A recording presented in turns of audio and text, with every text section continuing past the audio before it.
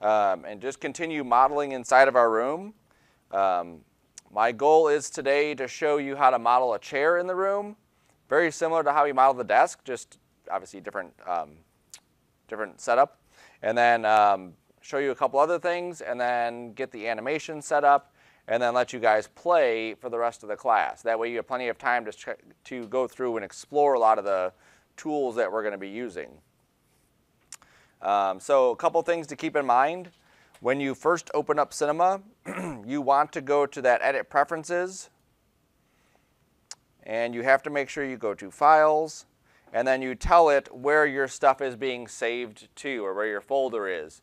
If you don't do that, typically what happens is you open up Cinema and all of your textures are not displaying. So every time you come in, make sure you set that up. Also make sure that you have at some point gone through and downloaded Cinema for your home computer. Try to install it. That way, in case there is any issues the day before something's due or whatever, that you can obviously work at home. You don't have to worry about trying to get it installed and whatever else. Cinema can take some time to get back to you sometimes. Cool. What else? Make sure we're staying organized. So all of our materials on the bottom, we're keeping labeled. So mine's called Wood M, Wall M, Floor M, and Ceiling M. All of my items on the right are labeled too: desk, bookcase, and room. And then all of the stuff that we have up here should also be in a layer at the bottom. So if I make a new layer from the desk selection, call it desk_L, that works. Whenever you organize stuff, remember, I don't really care what you call things as long as it's obvious what it's called. So being a wood M, obviously that's a wood. Wall M is walls, floor M is floor, and ceiling M is ceiling. Same thing here: desk, bookcase, room, room, bookcase, desk. Eventually you can start clustering things together, so you can have like room as one, and then let's say I had a desk, I may have one group that is the entire desk with all the different props and whatever else I may put on top of it. Cool. All right, so if you remember from last class when we played with our bookcase here and our desk, the first thing that we did was kind of get a rough plan of where the divisions are going to be, because those divisions are going to really dictate how the rest of this thing comes into shape.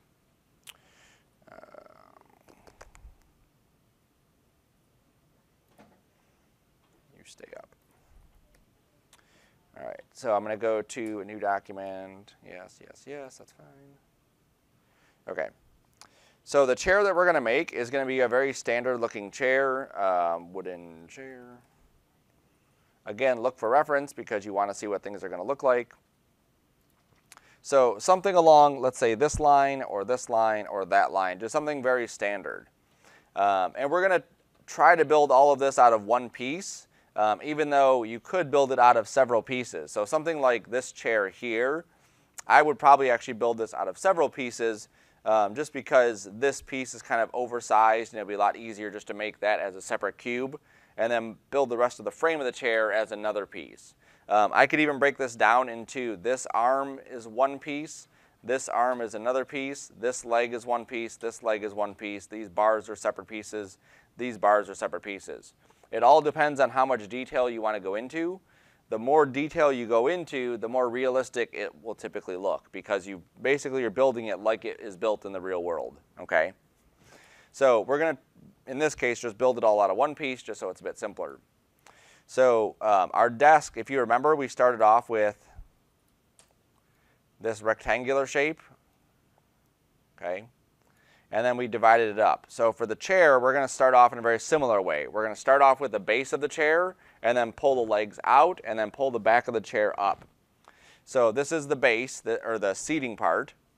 I'm going to put a division there, division there, there, and there. Those are pretty close. Sweet. Okay, and so each one of these are going to be the legs of the chair, and then just like we did with the desk, I will have something over, oops, not there, something over here to help dictate how wide those arms are. They're going to stick up the back of the chair, okay? this part here, right? So however big we make these, that's how big the legs are going to be on the bottom, and then however big they are on the top, that's how big the backing is going to be, okay? So inside Cinema, we're just going to make a cube. And some hotkeys that you can start playing around with. So I hit cube just to create it. And then in, I think, 95% of other programs, framing an item, like jumping right to it, is F. In Cinema, it's O. So anytime I create an object or I want to just jump right into it, I hit O and it jumps right into that cube. Okay, so we just made a cube and we just zoomed up on top of it. Now a couple things to remember also when you're building stuff, or when you're not building stuff, but when you come in the morning, all those preferences that we set last time get reset. So under display, I have this set to Gorad shading lines. Okay, that way you can see the divisions. If you don't have that on, then you can't see it. You can also pay attention to, on the far right of that, it says N, tilde, and then B. Everything has hotkeys, or pretty much everything. So remember, you can use those as hotkeys to get to different items. So if you want to remember those, N and B, boom, a lot easier than going up there. Or NG is like lines. So if you just want to see what the wireframe looks like, you can do that. Also under camera navigation, default is set to cursor mode. I always set that to object mode. Okay. So typically the three things you're going to do when you come in the morning is do that file project thing under your preferences, and then do the navigation object camera, or object mode, and then display shading lines. Cool. All right, so I have this cube. How do I add divisions to it? Who remembers from last week?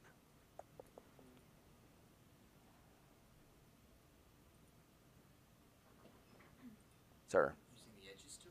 We could use the edges tool, but there's a quicker way to do it before we get into that. What were you going to say, Morgan?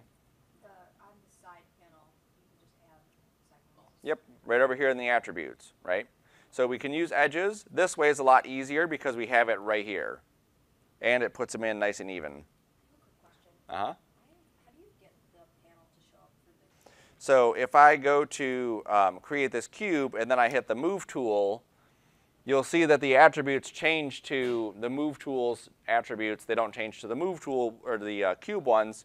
So if I just click back on this, it'll get me back to the cube ones. So it'll happen all over the place, so just remember that. I'm going to notch that down just a bit. Okay. All right, so now we should have a 3 by 1 by 3 cube. Okay, and that gives us you know, the divisions for this thing. So now we have to go and edit it. So what button do we hit to be able to edit where the lines are? C. C, senor. All right, then we're in the move tool and we just double click one edge, shift double click the one across from it. And then scale tool, remember, we can just scale them apart.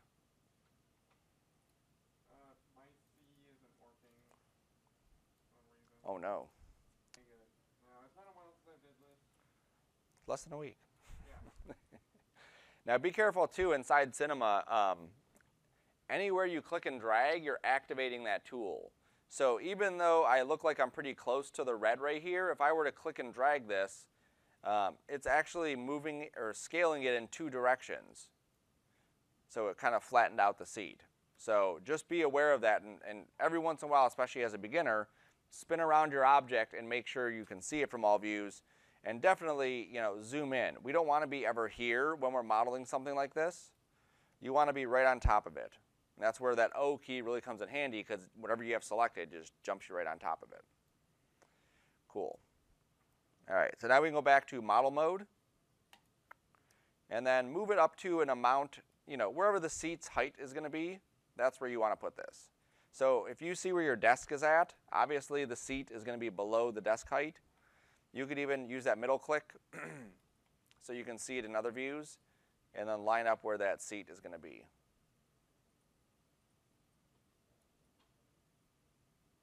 Okay, just height-wise, that's all. And remember, we can move it too, so it's not a huge deal if we don't get it exact in.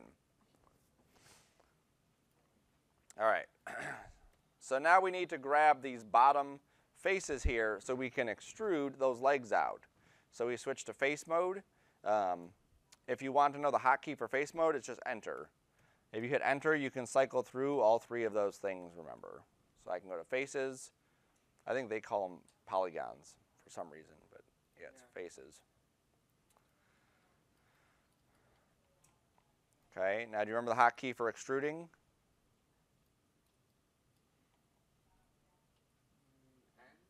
D. Oh, D. The extrude key is what we need. There we go.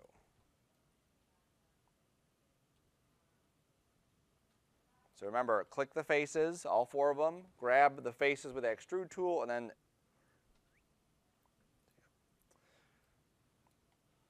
all right, so now my chair has some sort of leg to it. Again, I can adjust it. I can always move these faces up, and it just becomes shorter. That's not a big deal. Whoops. so we're making a chair, not a table. Correct. We already made a desk. I mean, right there is a table, right? So if we wanted to make a table, we could stop right there. I think I might also make a table as one of my extras. Yeah, you could. So now we need to make the backing of the chair. So just like we did on the desk here, or we could have done on the desk, we can grab this edge line, okay, not the whole edge, okay, so I don't want to grab it all the way around, but just that top edge, and I can adjust where these lines are.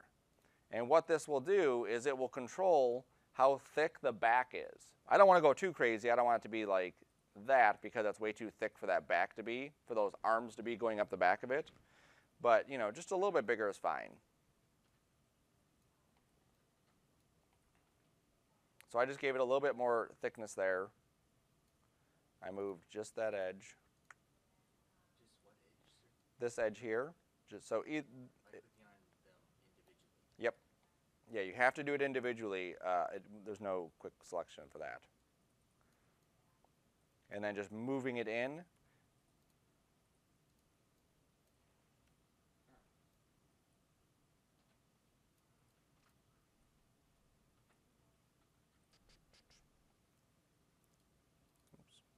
All right, so we need to add divisions in here. So for every, we're going to do one like this that has the slats going horizontally. For every one of those slats, we need to have enough divisions to do that. So looking at just the slatted area, I'm going to jump to Photoshop. Oops. And so this is what we want the back to look like. So this. Oops, I need that bottom one. So there's going to be a slat that goes across there. Let's say there's one right here. And there's one right there. Okay, so all of these are pieces of the wood. Same thing down here and down there. Okay, so in order for us to get this to actually look like wood, or to look like a back of a chair, we need to make sure that it has divisions going right here, right there, and so on. So one way we can do this is if I extrude this up, I have options over here that allow me to add divisions right away. Okay, but it's only if I did not click anything else off of there. Okay, I'm going to show you several ways to do that. So if you have the options here, we can add them right there. And I need one, no, I need like 7, I think. 2, 3, 5, I think should be good. How do I do that? 3, yep. If you just extruded, you can use that subdivisions right there. If you didn't just extrude, so I'm going to pretend that I click something off, and this is one of the things I don't like about Cinema, is if I've clicked off of it, I switch to the Move tool, those options are now gone. I can't just get those back. I'd have to hit undo, go back to my extrude, re-extrude it, and then I'll have the divisions there. Oh my. Okay? Or what I can do is I'm going to extrude it, pretend that I don't have those divisions, and I'll just add them in manually, okay? So I'm going to pretend I don't have those. I'm going to go to my edges, and Cameron said it before, what tool do we use to add divisions?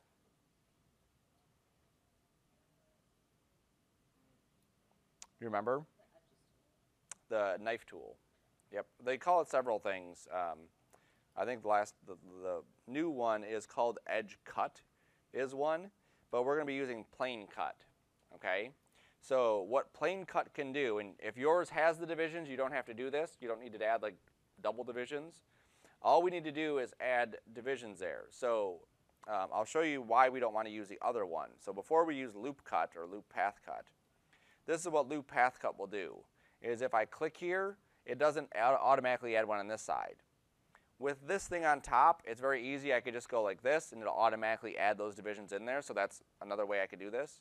And then I would just click 1, 2, 3. Yep, that's enough there. Click there, and then do the same thing. So that would work. They get nice and even. 5 divisions. Oh, 5 divisions. The other way I could do that is with the plane cut, and I have to switch to a front view or side view for this. And what this allows me to do is just draw straight across, and it adds those divisions straight across each one. So one more. 1, 2, 3. Now the downside of this is that they're not even. So before, when I did it with the extrude, evenly spaced. When I did it with the other one, evenly spaced. With this one, they're not. Okay. Now realistically, the only two that matter as far as sizing go are these two here. These two should be pretty close to the same size. This top one is going to be a different size. Okay. So in this case, I really don't matter. But if I was to make this chair, we'd have divisions on the top, divisions on the bottom, and then we'd have divisions going this way as well. So it all depends on what you want to do. Now with the plane tool, this is one of the disadvantages of it. Let's say I'm in this view here, and I do a plane like this. You can see how it's cutting not only straight through here, but it's also cutting straight through that. So that may not be something that I want. So I have to be aware of all the options, because sometimes you want something like this, sometimes you want strictly just what we had before. So in this case, I'm leaving it like that. Then I'm going to go to my points. I'm going to use my rectangle selection, and I'm just going to reposition these so that they're in the spots that I want. So I want to have an arm going across roughly there. This is just, I'm in the point mode, and I'm in the marquee, rectangular selection marquee.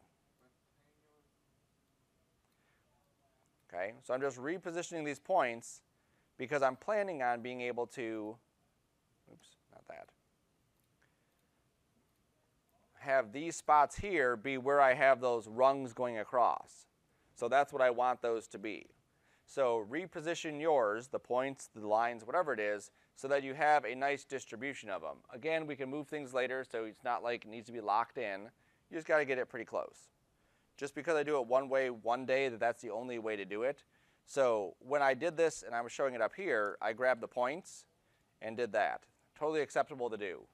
I could also have grabbed the edges and just double-clicked and moved that. That's the same exact thing that I just did. I could also grab faces and move the faces like this too. Okay? It's all a matter of just what you're trying to select and the easiest way to do it. All right, cool. So I'm going to go back to my perspective view so I can actually spin around the object a bit. Okay? Get used to just doing this. Very, middle clicking and dragging, or middle clicking between different views, because you'll find that it's a lot easier to do something here, obviously more accurate too because you can see it, and then you can adjust. Also look out for things where you don't grab everything. So if I were just to click this point, if I just went down the list here and I just click these points and then I move them over, what you're going to see is that I have like a double line here because that cube has now been broken, and so one of my edges is shorter than the other. If I come over here, you can really see it. If I come into the top view, you can again see that again another way. Okay, so that's stuff you want to look out for because down the line it could really screw up the model. All right, so now we need to connect. I need to connect this face to this face across from each other. So if I go to the faces again, that polygon mode, and I'm going to click opposite faces. So I clicked on this face, I shift-clicked that face. Okay, I'm going to hit the M key, or I can right-click. Either one works.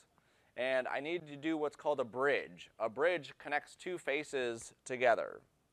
So if I look down the list, what is the hotkey for bridge? B, right? So we hit M to get the list up, and then hit B. And then this is a bit tricky, so watch mine first so you can see it. I'm going to click and drag, doesn't matter which one I start on, click and drag from one face to the other. Now the second I start clicking and dragging, you'll see that this line comes up. That line is telling Cinema which way to connect it. Because I could connect it this way. Watch how this is not the right way. Like that. And what it does is it like twists the face. Okay? So I have to make sure that when I drag to the opposite edge. So same corner to same corner, boom, and then it works perfectly, goes straight across.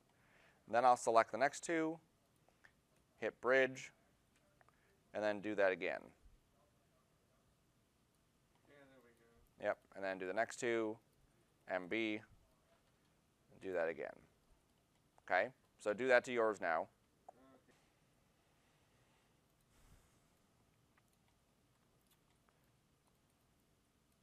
All right, so what we're looking at right now is probably the world's most uncomfortable chair.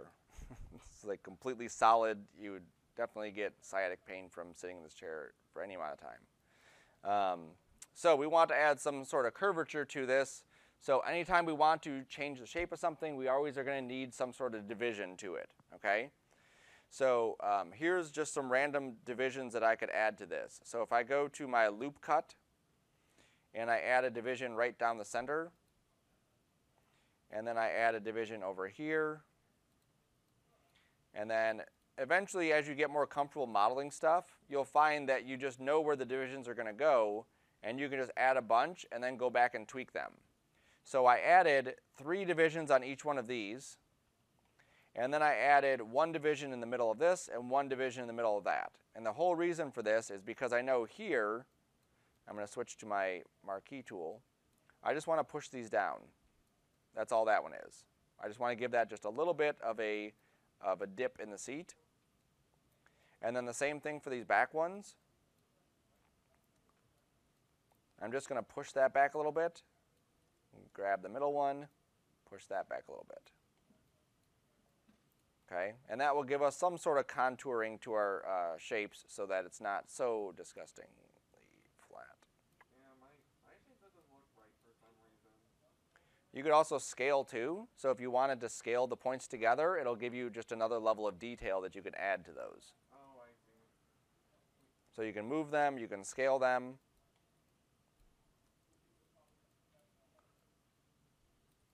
So play around with those different ways you can kind of adjust the shape of it. Because there's no one way that this, make a chair. It's just it's my way.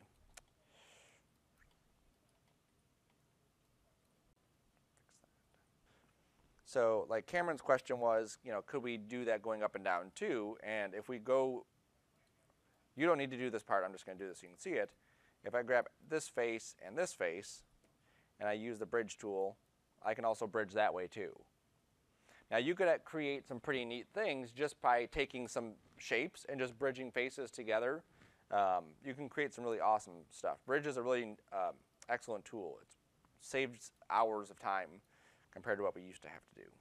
Okay, sweet. So our chair it's pretty much modeled. We can go further with this. We can add a lot more detail if we want to. This is our first assignment, so it's not like it needs anything crazy. I could do little things like adding extrusions to this. Again, this is not something you need to do. I'm just showing you different things we can do. There we go.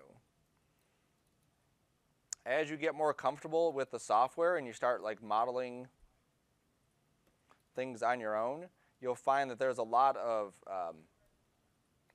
detail you can add to stuff, and the more detail, typically, the better it's going to look. Not always. Sometimes you can kind of go overboard, but typically that's the way it works.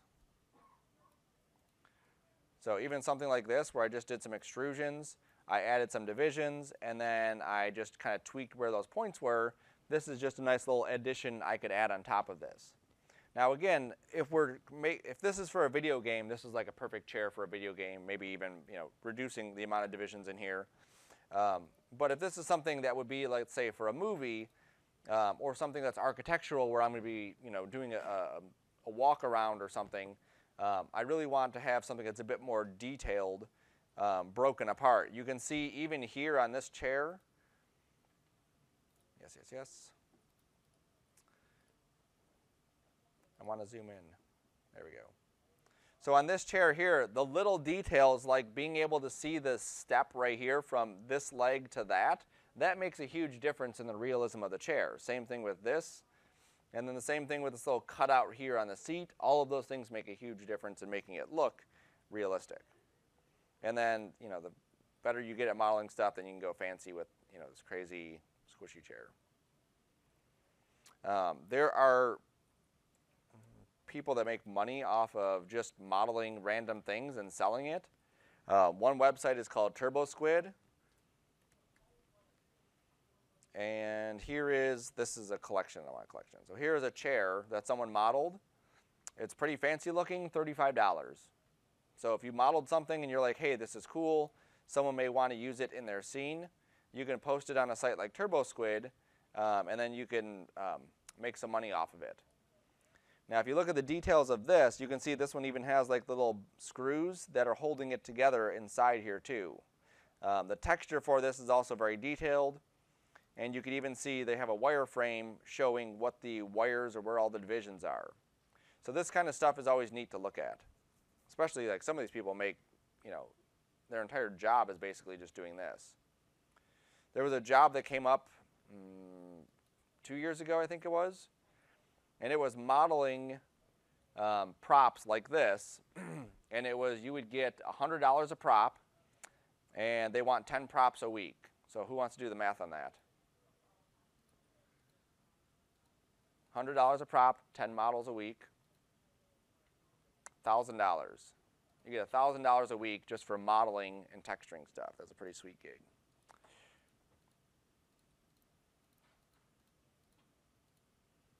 Yeah, all that detail is crazy. Sweet. All right, so after we created our basic shape here, we did one more step to our desk and our bookcase to give it a little bit more realism. Do you remember what the tool was we used for that? Bevel, right? So we have to be in edge mode to do a bevel. We don't have to be, but in this case we do. And remember, we want to select all of the edges that are 90 degrees. Now this one is going to be a little bit different because on our desk, everything was exactly 90 degrees and it worked out perfect. With our chair, we may have some that are within a range that we want to bevel. For instance, this one from here, like this face to that face, is a 90 degree, but this edge to that edge is more than 90 degrees, okay? So remember we use that Phong selection or Phong break selection, and then we just click select all. I need to make sure that it grabbed all the edges that I want. So basically everything in these loops I want to make sure that I have selected. That looks good. Okay, so we're in edge mode. We went to select. We went to Phong break selection. We click select all. Yes, sir. Mine's showing up blue instead of orange like yours is. Like that? Yeah. You just didn't click select all yet. There you What did I miss? go. Go to select, Go select. Phong break selection, or you can hit UN. Remember the hotkey for that. Okay. And then you hit select all. Select all. Yep. Now let's pretend that it didn't select all the edges that I wanted right here. Inside that, that's where I can do this override, and I can actually specify an angle that I want to select on here. So if I take this down to 28, you'll see that I'll get some random edges that get selected. If I take it up to 67, I get less than I wanted. I'm just going to leave that off and hit select all. Okay? So I'm just kind of looking around the entire model, making sure that nothing got neglected. Remember, if one of these edges doesn't get selected, I can just shift click it and it selects it. Okay? And then we hit MS. We zoom in close, and then we click and drag. Yeah, M, bevel. and then S for bevel. Yep.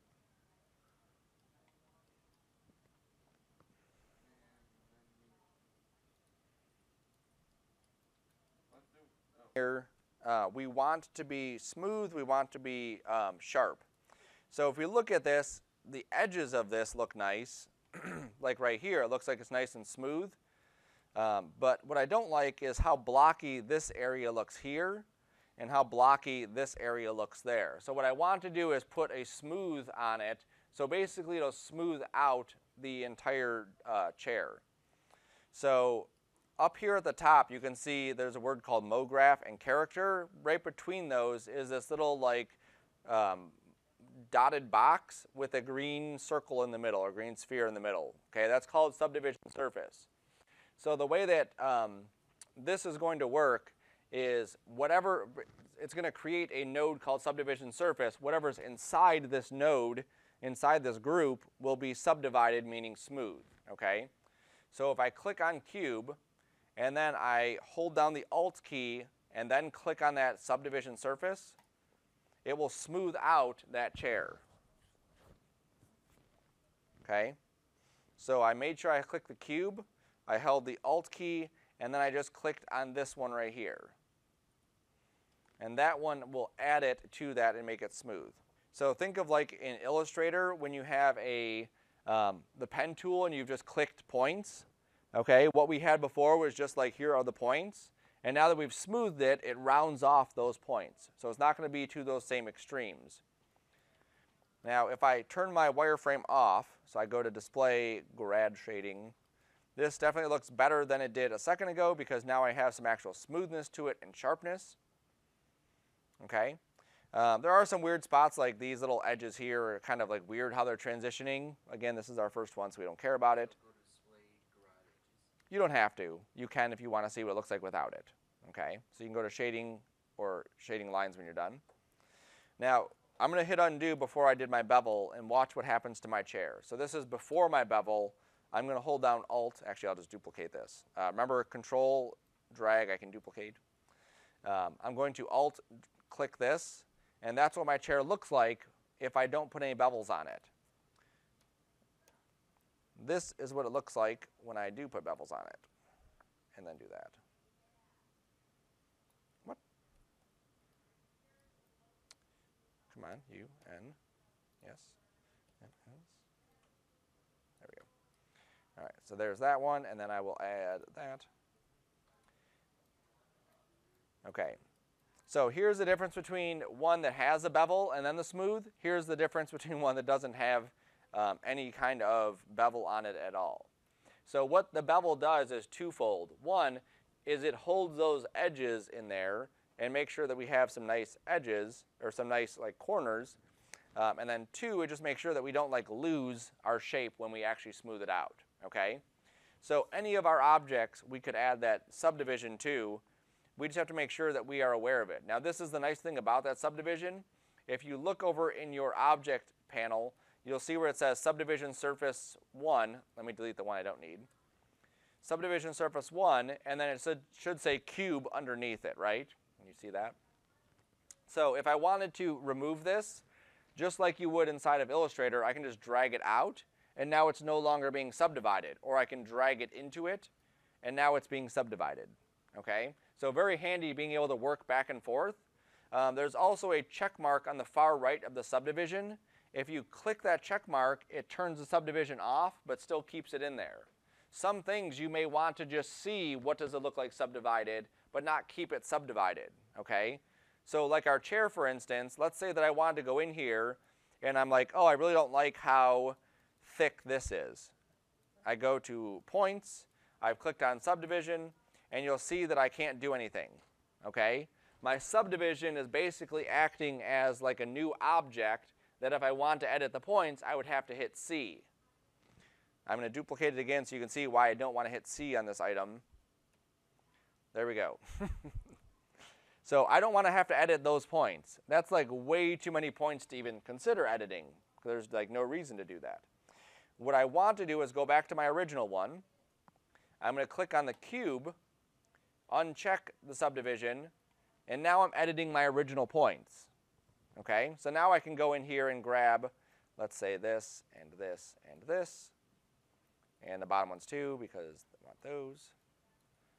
And I'm being very conscious of what I'm selecting, making sure I don't accidentally grab, the back faces or anything like that. Okay, so I like the way that looks better. I can check that box back on, and now I'm back to having a fully subdivided, super duper awesome chair. Sweet. All right, so I'm going to drag the wood texture onto my chair. Yes, sir. All right, so if you remember from last time, we dropped our material on there and it looks like garbage, especially in, like this pocket. Do you remember what we had to do to fix that? Fix it or see what it looks like when it's done? To fix it. If we're editing what the object looks like the object itself, how its material is being placed, that's where we're going to come over here to these tags. And we're going to click on the tag specific for this cube. So here's the cube. Here is this tag for the material. And then we're going to change how it's being projected. Right now, it's being unwrapped and unfolded and locked down. We're going to change it to cubic. And this will give us a better look than it did before. Again, not perfect, but we're not looking for perfect in this case. We're just looking to kind of understand some of the basics of cinema. Unlock. There we go. Oh, it's still thinking. Okay. So you'll see the interface is very similar to Cinema's. Here's the objects listed over here. Layers are over there. If I click on something, here are the object details for it. So this item, if you look at the amount of divisions that's actually on that bat, are very minimal. And the reason for that is that this prop is actually going to be going into a gaming engine. Gaming engines want low resolution detail. So I have to keep as few divisions on this shape as I can, especially because on the grip here, I have a bunch of divisions, and then on the barbed wire here, I have even more divisions, and on this chain, I have even more divisions. So eventually, when you kind of master these basic concepts, then you can start to really focus on creating stuff in the exact direction and division count that you want to optimize everything that you have. So now for this, like the bat, I want a specific texture laid out a specific way on here. So for this one, I've done an actual like UV layout, meaning that I've taken this 3D shape and I've cut it up into pieces, and that's what you're seeing on the right side. That's what it would look like for this 3D item to be flattened out, okay? The same thing for this wire right here. All of that has been laid out right here. All of those are individual pieces of the wire laid out flat. Every one of these little pieces of barb has been laid out flat, okay? So the more detailed you get with stuff, the more complex that's going to get. Now the cool thing is, once you get to this point and you understand these basics, then you can actually like make it look sweet, like that. So now I have, there's my barbed wire, there's the circle on there, there's the grip, the wood's going in the correct direction. So you get a lot more abilities to really go through and be able to tweak this, okay? And if I click on this button here, this will take me into a separate renderer. Ooh, look at that. And so this is basically lighting it in a more realistic fashion than we're going to be doing, but we're not at this stage yet. So if you see like that, well, this thing is kind of destroying it. Let me make this a bit more brighter. Display settings, color correction. Yes, activate. Color correction, open. Brightness. That's a bit better. You can see it better on the thing now. Whoa. That's better, okay? So there's a whole bunch of stuff that you can do once you understand these basic concepts. In Cinema, we're learning, like right now, how do we even navigate? How do we edit points? How do we, create some neat shapes? Eventually, you'll get to the stage where this stuff is much more easily done. Where am I at? Cinema. There we go. Cool. Still recording. Still recording. Cool. All right. So, yeah. So there's the chair. So now I can just take the chair and just kind of shove it off to where my desk is at, and that's perfectly fine. If it's too big, I can make it smaller just by scaling it down. If it's too small, I can make it bigger. Okay, so you have room to adjust and tweak and modify whatever stuff you want. One thing to keep in mind, up here at the top it says X, Y, and Z. It's very easy to turn the Z one especially off because the hotkey is Z. And if I do turn that off, it doesn't let me scale it in Z. So you'll see how it's only scaling in the two directions. And if I hit undo, then hit Z, now I can scale it down proportionately. Okay? Or I can grab the points and just reshape where those points are located at. Right? So for this first one, I'm not too concerned with you getting it exactly lined up proportionately. It doesn't matter for this. A lot of it, I just want you to be able to go through and play with it.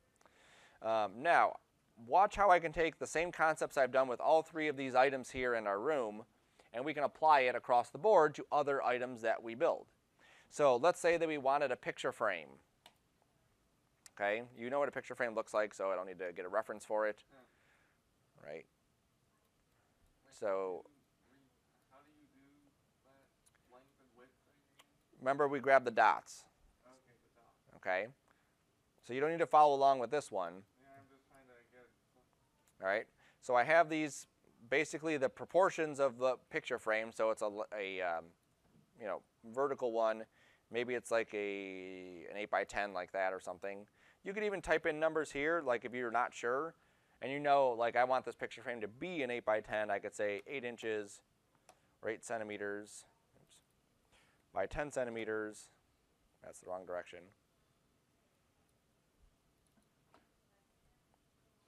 What? No, that was right. Yeah, 10. There we go.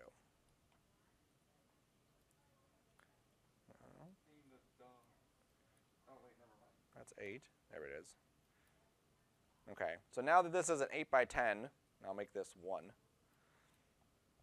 Now I can go to scale and just scale up the entire thing uniformly. So now that's the exact proportion. It doesn't need to be, but just for fun if you wanted it to be. Okay, so now what I want to do is I want to make this look like a picture frame. The picture frame is basically a cube with a border and it's inset. That's exactly what it is. So I hit C, I grab the face, I click here, and I'm going to use a different extrude. I can use the same one, but there is a better one for doing this kind of thing. It's called extrude inner, and the hotkey is W. Okay, so I'm going to click and drag, and this is what it does: is it just extrudes it in. Okay, instead of pushing it out, it just goes in. Then I'm going to use a regular extrude and push it in, and there's my picture frame. Okay, that's as simple as it gets. Now I can take this same picture frame. Let me just duplicate it over here for a second. Take the same picture frame and I can just rotate it 90 degrees, and now I have a picture frame going the other way. Or I can take this face here and pull it out a bit more like this. And then I can make, let's say a cylinder in the background. And thin this down some so it doesn't look so stupid. There we go, and then I'll throw a cube underneath this.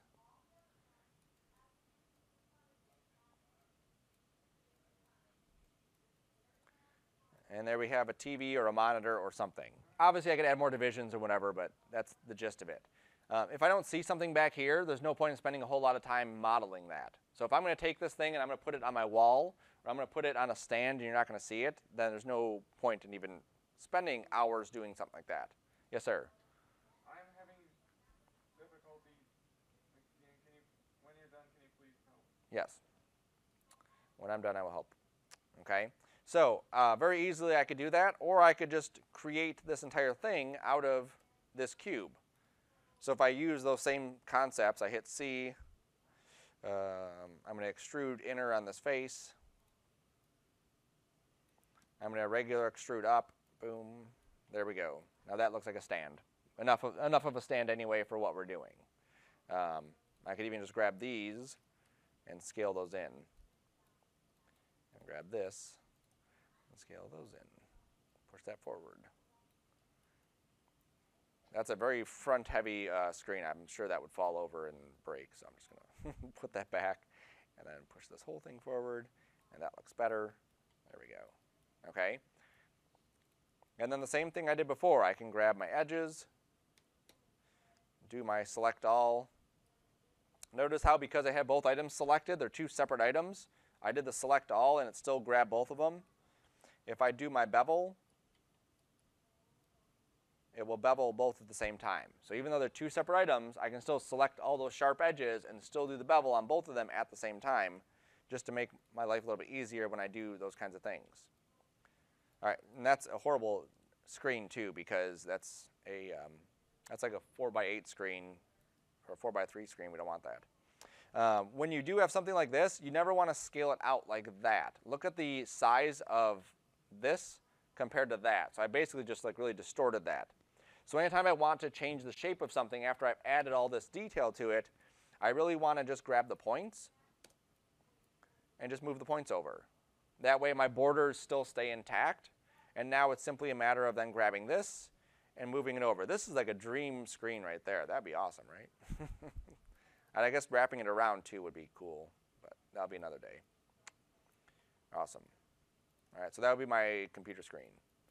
Now to get a picture inside one of these so that it looks like an actual picture frame, I'm going to drop the wood on here because let's pretend this is a wood picture frame. I'll click on the icon. I'll change this to cubic. Okay, it didn't change much. We probably saw a little bit of change right, let me scoot this out of the way. We probably saw a little bit of change right inside here. If you look at those areas there, that's where you're going to see the most stretching. I change that to cubic and it's better. Okay, you could also try something like spherical. That's horrible. Cylinder, no. But cubic typically is the best one for this kind of shape. Cool. So now I want a picture on there and I want it to look like glass. So I'm going to create a plane. Okay, so instead of just clicking that, I click and hold and go to plane. And then I'm just going to line this up. Now, last class I said we typically don't move stuff away from that origin. Like we just build right on top of the origin for this exact reason. Because now I have to move this plane over and kind of position it and center it and whatever. But I'll do my best. All right, so let's get some line there. It can intersect it, so I don't need to worry about it hitting it exactly, right on the edge. It can go through that a bit. So I'm going to go there. I'm going to scoot that up. Scoot this up. Cool. So I'm going to need two things here. I'm going to need one, a plane for that picture, and I'm going to need two, a piece of glass. So I'll need two items. So I'm just going to duplicate this and move one up front just so I can see both of them. So I'm going to make a new material. I'll call this picture 1 in frame 1. I may have 15 pictures I want to change. I'm going to go to my color, go to my texture, and I need to bring in a picture. So I don't want to use a picture of wood because that's silly. Let's find a picture of a monkey in a dress.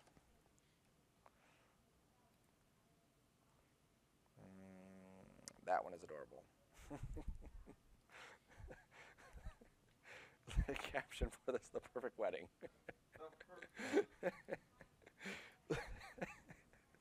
So we will save monkey in a dress to our P drive. There. Mini room, textures, monkey dressed.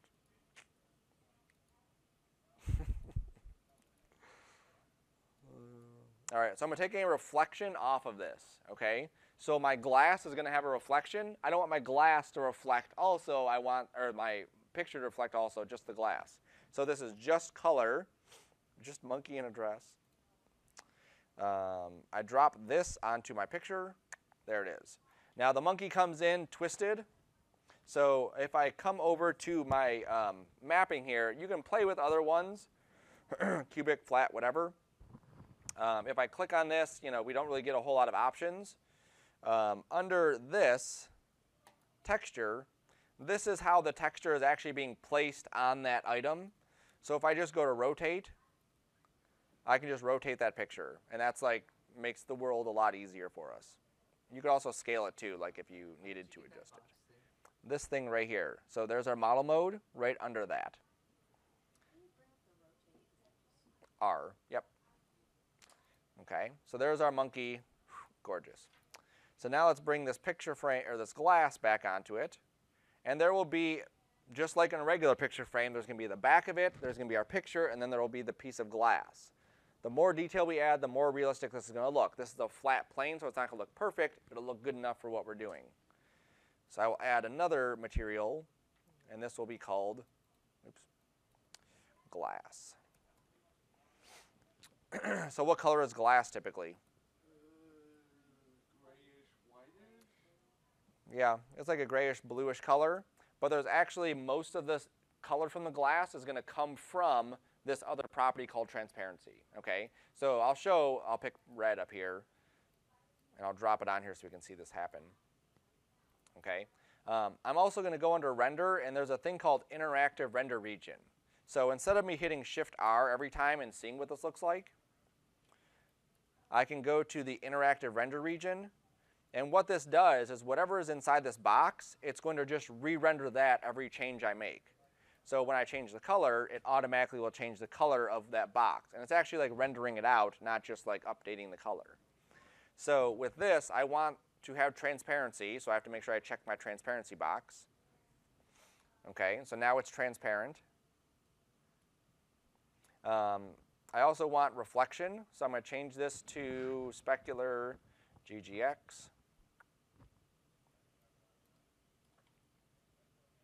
And now I'm getting a bit of specular on there too, okay? Now if I go to my transparency and I go to custom, you'll see that there's like a whole bunch of different options here you can pick. So I can just choose glass too, and it'll just pick glass. Now there's not going to be a whole, like I said, a whole lot of realism with this because of how this is set up. One thing I'm going to do though is go to my reflection and just take my reflection strength up higher.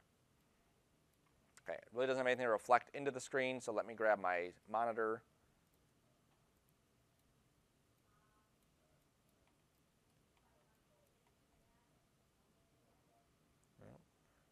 Oh, it's roughness. Let me pull the roughness down.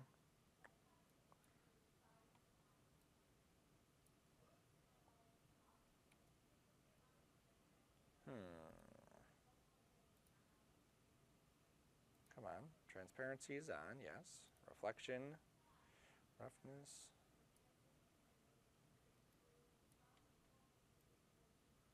Yeah, you can see there's a little bit there. I think we'll probably see a lot more when it's actually like moving. You can see some, like as I'm doing this, you can see some of that reflection kind of updating a bit, right? All right, so we'll just trust it that when it does render, it'll be cool, right? Sweet. Okay, and then I could do the same thing for this screen. I could make a black material. Oops. Black plastic material. Oops. The color of this would, of course, be just a really dark black.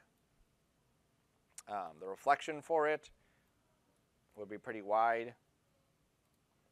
And then I would just drop this onto that. And then for the screen area, of course, if we like pictures of monkeys so much, we should have a picture of a monkey on the screen. I will grab this face, and I will drop my monkey picture right on top of that. Oh, no. It went on everything.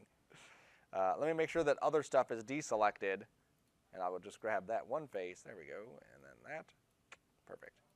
And then I switch back to this thing so that I can make this cubic. Go to my rotate tool, and then scale it up so that he fits. Come on.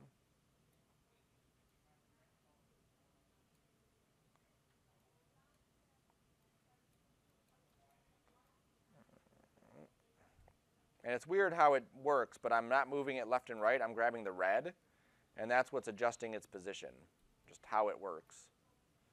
Same thing with when I scale it, I'm grabbing the red, and that's what's scaling it there, and then the green would scale it the other way.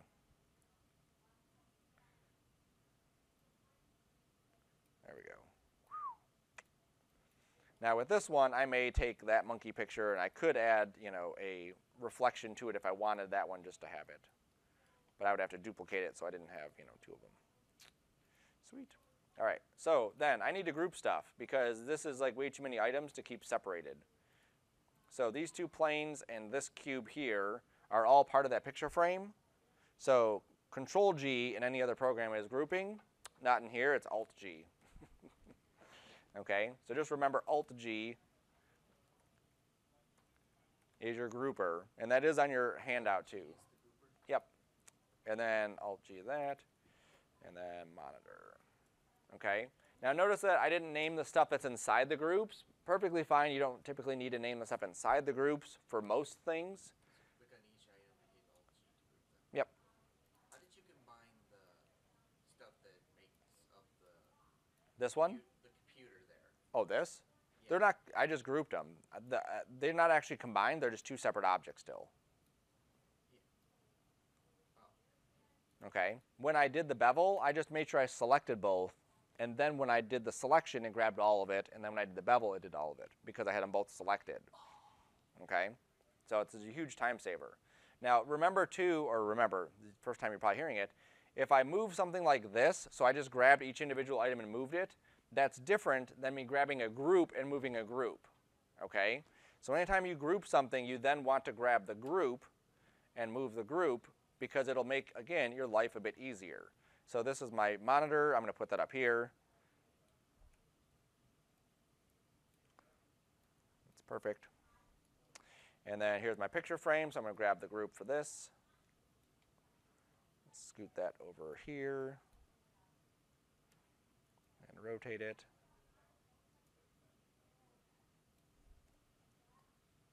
Oops. There it is. Now, if I want to have multiple copies of this because I'm just so in love with monkeys and dresses, I can just hold Control and just keep dragging and dragging and dragging. Now, I could also go in here and say, well, I don't want, I don't need 10 pictures of monkeys and dresses. I only need one. I could Control drag the material, and now I have, now I have two pictures, and then I can go grab a different picture. Enough monkeys and dresses. Hip hop granny. There we go.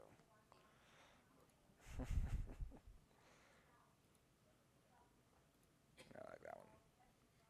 All right. Hip hop granny going in. So then I just go back to my color. I go to my monkey dress picture. I click the dots. I find hip hop granny. And then this one I need to open up my picture frame. Here is the one with the monkey dress. I can see it just because of that icon. That's how I'm telling which one it is. And then I can just drag Hip Hop Granny onto that picture. And now Hip Hop Granny will be in that picture. Sweet. So you can do that a million times if you want to. The more you play with Cinema, you'll find that there's a lot of shortcuts too. So there's actually like under MoGraph and under some of these options here, there are ways where you could actually load in a group of pictures and it'll randomly pick from this group which picture goes on which frame. That way you're not manually clicking each one. It's not a huge deal, but obviously if you had 100 pictures, that would take you a while to do. It's a weird picture setup there. Okay, so think about all the other items you may want to add to your scene. If you wanted something like a lamp, break it down into the basics of what the shape is. So for something like a lamp, like this one, it's a very simple shape like that, and then pretty much a cylinder, and then another cylinder on the bottom. That would be the base of it. Okay, simple stuff. Later on, next class, we will go through how do we texture the stuff, how do we animate it, and then how do we render it out. So that'll be all next class. By the time we leave on Wednesday, we should have a movie done of this scene. Okay? Cool? Questions? So are we now like creating our own thing? Yep. So now you're just going to start